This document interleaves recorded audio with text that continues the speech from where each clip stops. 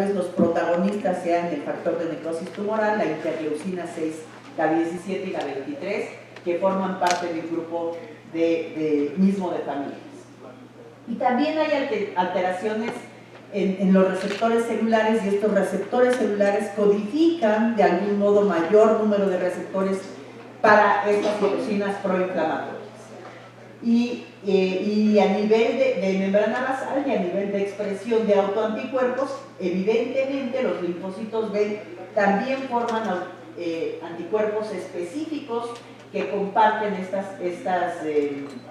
enfermedades inmunomediadas. El eje de las TH17 solamente les quiero mencionar que son un subgrupo de células producidas por células TH1 que promueven la respuesta inflamatoria de estas enfermedades. No son indispensables para promoverlas, pero en general promueven, y estas TH17 codifican para diferentes interleucinas, fundamentalmente 17, que se expresan en todas estas enfermedades inmunomediadas. Ya les decía yo que también el factor de necrosis tumoral tiene mucho que ver en estas enfermedades inmunomediadas, y solamente para hablar del pasado, que no parece tan pasado, gracias a este hallazgo se desarrollaron un gran número de moléculas que conocemos como anticuerpos monoclonales o medicamentos biológicos que de algún modo tenían la capacidad de ser útiles para todas estas enfermedades inflamatorias inmunomediadas. Y si nos acordamos de adalimumab, que es Humira, tiene 10 indicaciones en el mercado: uveitis, artritis reumatoide, artritis psoriásica, espondilitis, etc. Y así como Etanercept en niños, en adultos, se han utilizado en un gran número de enfermedades inmunomediadas. Solamente para recordar un poquito la historia del tratamiento de las enfermedades reumatológicas, los los medicamentos modificadores convencionales como el metotrexate, la leflunomida, la sulfirina y la cloroquina tienen un mecanismo de acción no completamente conocido, pero lo que hacen fundamentalmente es alterar ciclo celular para que las células, fundamentalmente linfocitos T, no se multipliquen y de esta manera inhibir la inflamación. ¿Sí? Las células activadas no se multipliquen e inhibir la inflamación. Esto era sigue siendo nuestra primera línea de tratamiento en muchas de las enfermedades inmunomediadas que nosotros tratamos. Cuando aparecen los fármacos biológicos y se conoce esta fisiopatogenia mediada fundamentalmente por interleucinas y por activación celular, se desarrollan todos estos anticuerpos monoclonales que lo que hacen es o inhiben directamente las citocinas, o inhiben la estimulación de la célula T, o depletan células B para que no formen más autoanticuerpos. Hace unos 8 años se inicia el desarrollo de las llamadas pequeñas moléculas. ¿Y qué hacen las pequeñas moléculas? Con la base esta de la fisiopatogenia de las enfermedades inmunomediadas, donde las citocinas tienen un papel protagónico, pero también los macrófagos y también las células T y las células B y las coestimulaciones celulares, conocemos bien que en la membrana de los macrófagos y de los linfocitos y de la gran mayoría de las células que participan en la inmunidad, se expresan los receptores para citocinas. Y estos receptores para citocinas, de algún modo, requieren de vías de señalización celular. Y las vías de señalización celular, que generalmente están en el citoplasma, que tienen una gran gama de expresiones, se expresan en sinasas o en tirosinsinasas o en MAP-asas, ¿sí? Y mediante algún mecanismo que vamos a revisar ahorita, modifican la transcripción genética para que se provoquen o para que se produzcan células con mayor número de receptores y que las interleucinas que el medio de interleucinas proinflamatorias sea mucho mayor. Entonces, esta es la familia JAK, que es la familia que vamos a estudiar o que nosotros manejamos en reumatología, que se encuentra, ya les decía, en el citoplasma celular y que de algún modo es la vía más importante para las citocinas que intervienen en la respuesta inflamatoria de las enfermedades reumatológicas, ¿sí?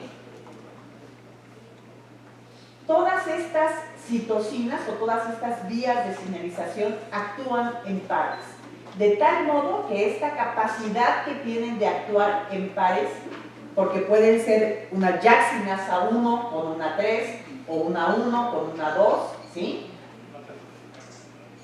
Tienen receptores celulares para diferentes interleucinas y estos receptores celulares para diferentes interleucinas o interferón gamma tienen la capacidad de modificar el código genético para que se expresen un mayor número de citocinas.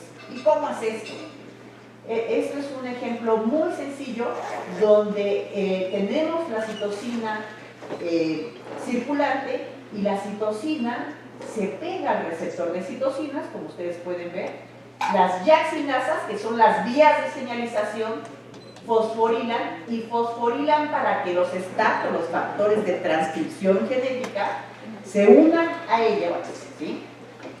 Y de esta manera estos STAT, estos factores de transcripción genética, lleguen al núcleo y provoquen transcripción de genes para citocinas, ¿sí? Con esta base, con este conocimiento, evidentemente se inició el desarrollo de los inhibidores de las JAK-sinasas. Y nada más para que vean qué prometedor le fue a la industria farmacéutica, que vamos ya en el desarrollo de la tercera generación, cuando apenas tienen en el mercado mexicano 4 años, ¿no? La primera línea es tofacitinib y baricitinib y todavía UPA y Filgo saldrán el año que entra, en ningún lado del mundo, pero todas estas pequeñas moléculas inhiben diferentes vías de señalización de interleucina y entonces modifican respuestas inflamatorias celulares de una gran gama de estas enfermedades. ¿Cuál es el mecanismo de acción? Aquí se los presento, es tofacitinib.